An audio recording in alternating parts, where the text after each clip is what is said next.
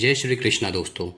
भगवान विष्णु का एक ऐसा अवतार जिन्होंने एक पराक्रमी महान आत्मा के अहंकार का वध किया और उसकी इरेलेवेंट एम्बिशन का वध किया।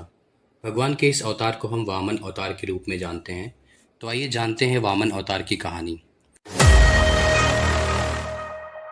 युग परिवर्तन के समय जब युग सतयुग से द्वापर में जा रहा था, उस समय एक बहुत ही पराक्रमी और महान राजा थे, असुर राज बाली। ये कोई और नहीं बल्कि विष्णु भक्त प्रहलाद के पोते थे, मतलब प्रहलाद इनके दादा थे। महाराज बाली बहुत ही पराक्रमी और दानवीर होने के साथ साथ बहुत ही अहंकारी और महत्वाकांक्षी थे। एम्बिशियस थे।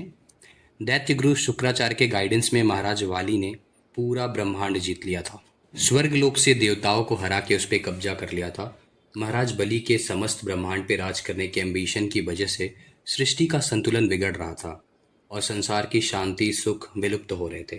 यह सब देख के देवताओं की माता अदिति महाराज बलि के पास जाके उनसे संसार की सुख शांति और संतुलन का दान मांगती हैं। लेकिन राजा बलि ने उन्हें यह कहकर मना कर दिया कि दान में साम्राज्य नहीं दिया जाता। परंतु दानवीर बलि के द्वार से कोई खाली हाथ नहीं जाता और उसे देव माता अदिति को भूमि की धूल देके अपमानित करके वहां से वापस भेजा। देव माता अदिति और उनके पति ऋषि कश्यप ने विष्णु भगवान की आराधना की और उनसे इस विपत्ति का समाधान मांगा। तब भगवान विष्णु ने उन्हें बताया कि जल्दी ही वो माता अदिति के पुत्र के रूप में अवतार लेंगे और उन्हें यह बात गुप्त रखने को भी कहा गया।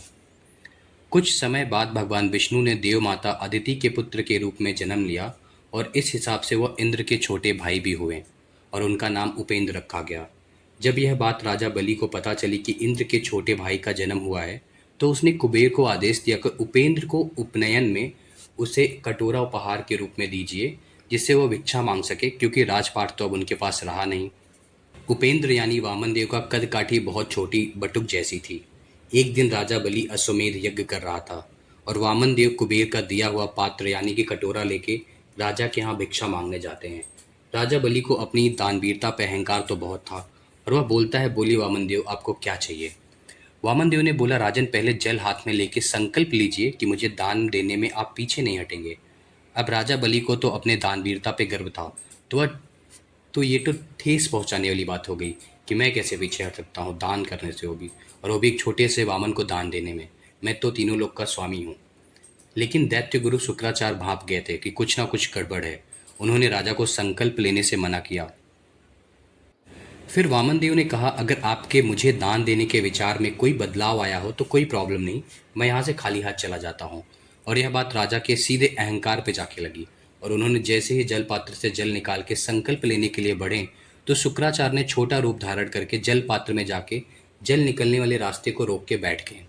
राजा ने सोचा जल के रास्ते में कोई कंकड़ पत्थर अटक गया होगा, उसको छोटी लकड़ी डाल के जल निकालने के लिए मार्ग बना लिया जाए। और लकड़ी जाके शुक्राचार्य की आंख में घुस गई और वह दर्द के मारे बाहर निकल गए। राजा ने जल को हाथ में लेके वामन देव की इच्छा पूरी करने का संकल्प लिया और बोला, वामन देव मैं क्या दान कर सकता हूँ आपको, अब बताइए।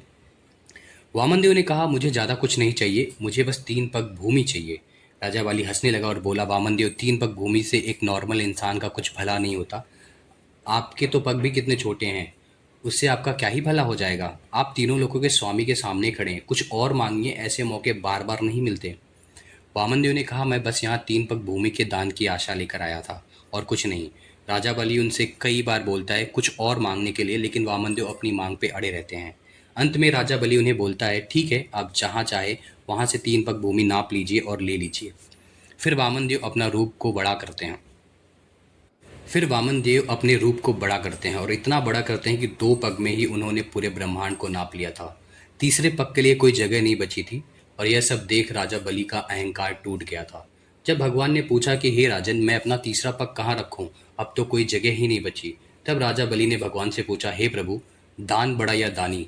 भगवान ने उत्तर दिया, दानी बड़ा। तो राजा ने बोला, तो भगवान अब मेरे शरीर के अलावा मेरे पास कुछ नहीं बचा, क्योंकि बाकी सब तो आपने 2 पग में ही नाप दिया है।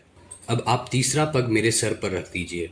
वामन देव ने तीसरा पग राजा बलि के सर पर रख के उसे पाताल लोक भेज दिया और राजा बलि की दानवीरता से प्रसन्न होकर उन्हें अनंत काल के लिए पाताल लोक का राजा बना दिया और देवताओं को स्वर्ग में उनका राज पुनः स्थापित करके सृष्टि का संतुलन बनाया। वीडियो अगर अच्छी लगी हो तो प्लीज़ आप लोग मुझे सब्सक्राइब करके मेरे चैनल का भी संतुलन बनाइए और ज़्यादा से ज़्यादा पेड़ पौधे लगाइए, क्योंकि इसकी बहुत ज़रूरत है वातावरण को संतुलित करने में। तो मिलते हैं नेक्स्ट वीडियो में। हर हर महादेव।